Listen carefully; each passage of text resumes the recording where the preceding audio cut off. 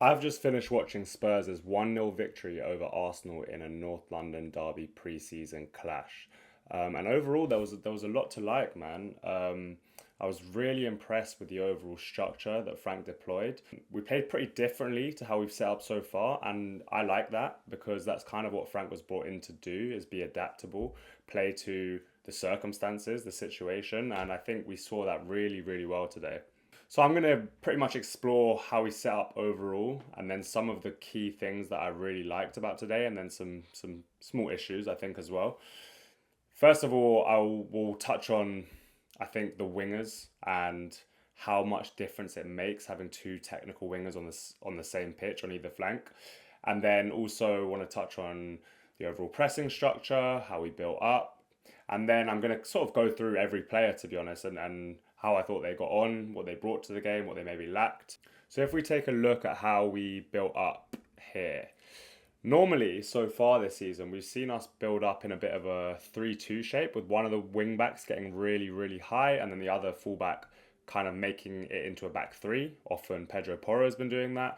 But today was slightly different and we built in this sort of 4-2 shape with both fullbacks being on a similar line to the two pivots, and then the centre back slightly deeper. And I think there was some sort of thought behind this, and that was partly because Arsenal were expected to press much higher than we faced so far. So we had sort of an extra player in build up to be able to bypass that press. And if I just demonstrate sort of what it was on the tactics board, something like this with really good progression, really, from both fullbacks, especially. I think Arsenal tried to close the central areas here and playing to the fullbacks. We've got two very, very technical fullbacks in Spence and Porro, and I think they were both excellent at doing that. And just some more overall structure stuff. If we look at off the ball, we sort of defended in this sort of 4-2-4 mid block, I'd call it. So once they sort of broke into this territory where the first four were, then we were really aggressive. Once they stepped over that mark, then we were really aggressive. We let them come onto us in this section, and then as soon as they were close enough, we started pressing really aggressively. So it was a pretty much standard mid block. I think where things changed was where they then bypassed that block, and we actually looked to play much deeper, so a bit of a low block here, which is really, I think, positive to see us being able to perform a low block, especially against a good side in Arsenal. And we saw here the fullbacks dropping in as sort of extra. Sorry, not the fullbacks, the wingers dropping in as extra fullbacks here. So it was really like a six at the back at times, doubling up on their wingers, making it really difficult for us to play through. And I think that was really evident. Arsenal really struggled to create anything.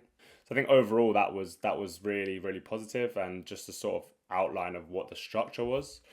If we just go into player for player now, because I kind of want to talk about some key performances.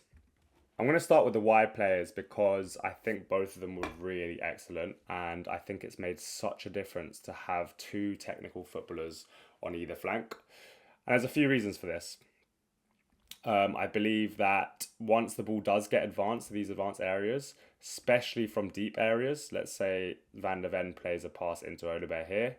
Obviously, the team are slightly deep here, and we want, obviously, if we have the ball over here, we want the team to step up and support. But having someone who can hold on to the ball and be really comfortable in waiting for that support to come, whether they want to go 1v1 and dribble down, that's fine also. But also at times you need to be more controlled and slow the game down and let the team really get up the pitch pretty much. And Odobert and Kudus do that brilliantly because they're so secure in possession. So their touch is always on point. They're very good at getting out of pressure. Odobert with his really tidy footwork. He's a dribbler off both feet as well, so he's really hard to read. He can dribble in either direction. And then Kudus, obviously, with his core strength, he's so strong. Good footwork as well.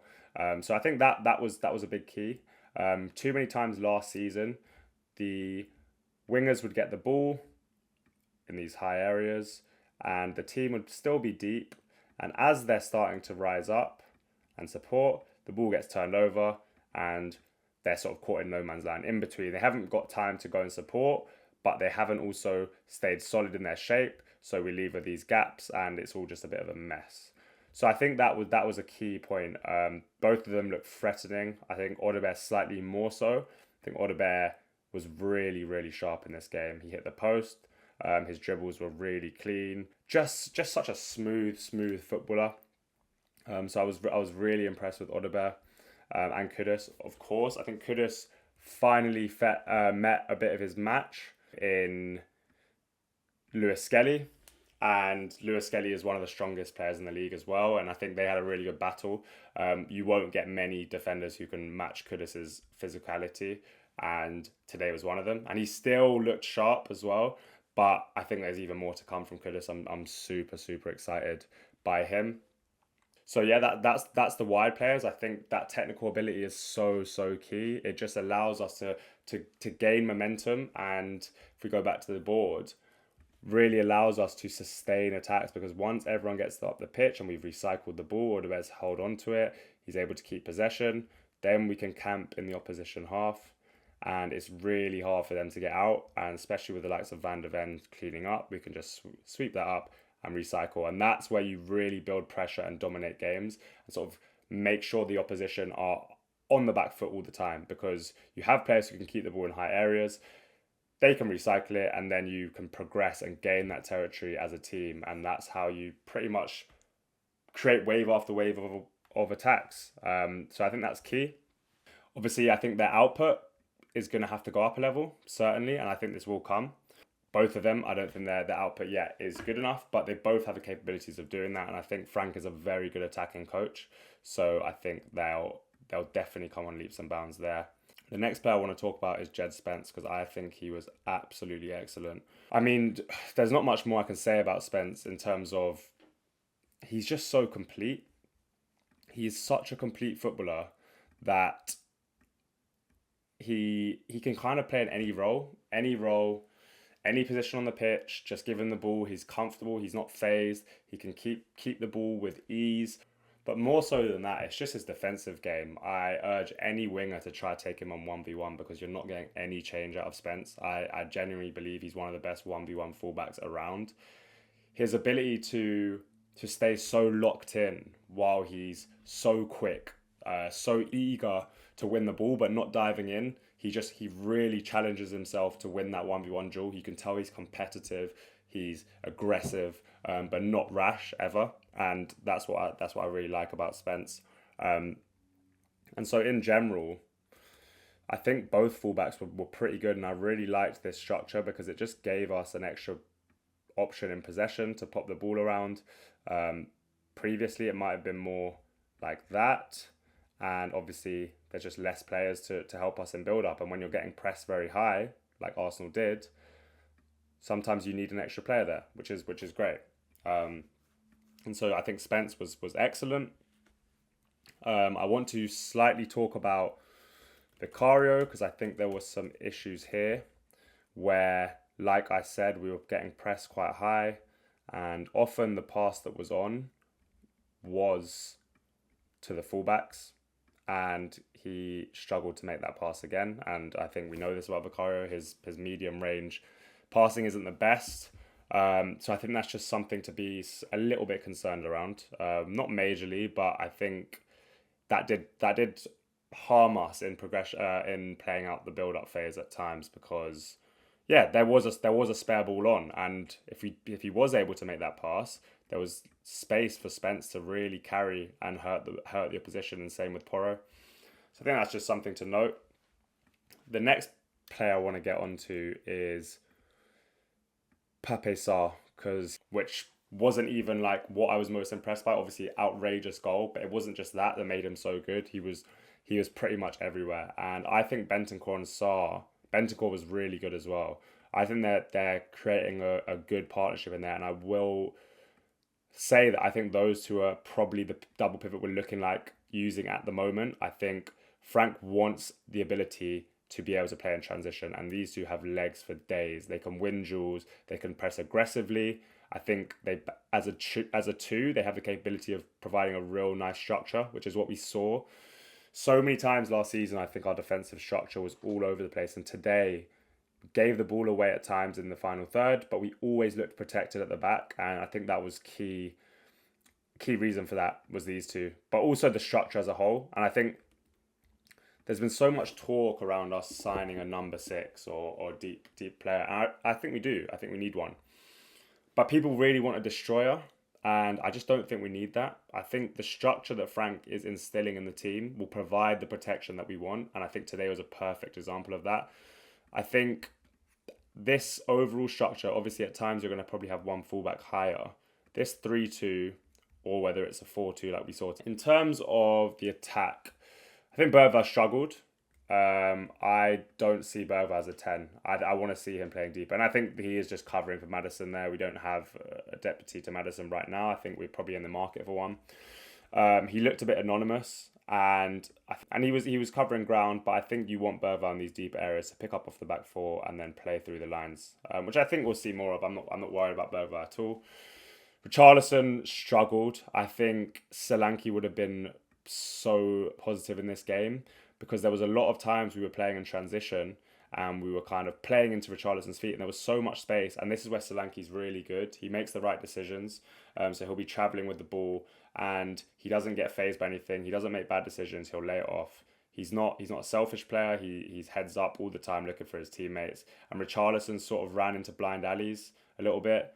Where Odobert was on earlier, or Kudus was on earlier, and those were the two that were looking to really create. I think let's just talk about so we went 1-0 up, and obviously in the first half we were pressing a lot like this, much deeper than that to be honest, probably more like that. And we sort of allowed Arsenal to have the possession in these areas, but when they did reach here, it was nice and aggressive. Or if they played through here, Sarr was there, Bentancur was there, so it was really nice mid-block pretty much, so the defence were also nice and tucked up. We actually played offside. But then, sort of towards the end of the game, we saw us play much more of something like this. Really narrow, almost like 4 centre-backs at times, with the wingers playing as like full-backs. And then these guys all defending very narrow. So you see how cramped that central area is. You don't want anything going through here. That's where it's dangerous. So the space becomes these wide areas. We obviously saw Danso come on and I really liked that because Danso is such a good aerial threat. He heads everything away and I think he was a major part of how we kept that lead. So that was also really nice to see. It's really, to be honest, nice to see that. I just think Frank knows how to win football matches. And obviously, it's a friendly. You don't necessarily want to see us wasting time in friendlies, but I think he's trying to instill that thing about winning football matches. So whether that's preseason, whether that's any game, he wants to win football matches and he'll do that. Obviously, more players came on. It was nice to see Maddison back in the lineup. Obviously, I think where we kind of struggled in the final third, I think Maddison would have been so good in this game. And to be able to supply these two, his ball playing and his capability of creating stuff out of nothing and sliding through balls and all that kind of thing would have been key today. And I think we just did miss that link piece. I think the wingers were really good and I think it was Bergwijn here and Richarlison really struggled to link that. And that's probably why some of our chance creation wasn't the best, but I think Maddison would really improve that. I think Tell had a bright, and then I want to also lastly touch on set pieces because we know set pieces have been a real mess for us. I'm not going to set it up on the tactics board because that's kind of long, but yeah, I think what we saw was really nice. There was clear plans in place, so we know the weaknesses. I think Vicario, obviously, we know is kind of weak from set pieces, so we really protected him. I think from defensive set pieces, I was really impressed. Arsenal are a great set piece side as well, and we really managed those well. That was really reassuring. I think even in an attacking sense, it was clearly rehearsed. I think what we had was Van de Ven standing on their keeper, really putting them off. It's those kind of dark arts that so many other top set piece sides use. Van de Ven was key there, and I think we hit the post twice from set pieces, so we were a real threat. And that is such a way of marginal gains. And I think with what Frank wants to do, which is constantly draw pressure in and then play through the pressure. So sometimes having that slow build up. Set pieces are a great way to set that up in terms of game state, because sometimes if you're at 0-0, let's say, the opposition don't want to come and press you because you're the better team. They probably take a draw. They want to be the ones countering. So they'll sit off you. And then Frank's kind of way of playing, in quotation marks, obviously he's flexible, is to draw the press and play through it, that's not going to be a valid option anymore. But what's the last thing I kind of wanted to touch on as well was the need for that deep midfielder that I've been talking about. I think the game was so intense, way too intense for a friendly. I was actually worried about one of our players getting injured, and yeah, I think it was just chaotic, and both midfielders were really good, but that's not their game to kind of slow the game down. And just because it was so intense and chaotic, especially when we went 1-0 up, I wanted us to be a bit more controlled at times. And if we had a profile in here who was able to slow the game down, put their foot on it, take an extra second, recycle, play to Poro, get it back, play to Danso, who plays to Van der Ven, and then you get it back again, and you're just recycling possession and just slowing the tempo, calming things down, getting a foothold in the game, because I think momentum is such a big thing in football, and people kind of forget that. And slowing the game down is a great way of grappling with that momentum and then controlling the game. So I think that is still a profile we miss. I know we've been linked with Polina heavily today. I really don't think he provides that. He'll do more of the great stuff that I think Sarr and Bentancur done today, to a good level, maybe a better level at times, or more consistent level anyway. He's not going to be one who slows us down on the ball and gets us that control. And he's not going to be someone who's going to help us break down low blocks. He's just not. That's not the type of player he is. So we'll see how that develops.